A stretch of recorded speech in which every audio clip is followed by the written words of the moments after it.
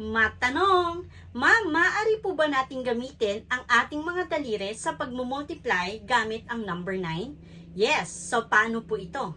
So i-assign po natin ang ating 10 daliri as number 1, 2, 3, 4, 5, 6, 7, 8, 9, and 10. Okay, paano po ang gagawin? So halimbawa, we have 9 times 4. So, yung number 4 dito sa ating daliri ay itutupi natin. 1, 2, 3, 4. So, nakatupi po iyan. And then, after nun, bibilangin natin ilan yung daliring natira sa left side nung nakatupi.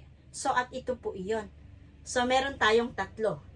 Then, bilangin naman na po natin yung mga daliri na natira sa right side nung nakatupi. So, which is 6. Okay, so therefore, 9 times 4 is 36. Okay, isa pa. 9 times 8.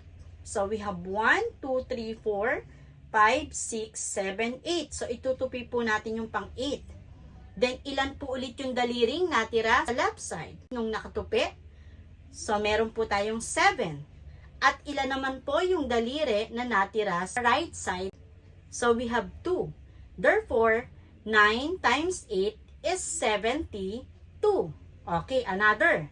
We have 9 times 5. Okay, at ito po yung pang-5. So, ilan po yung daliri na natira sa left side? 4.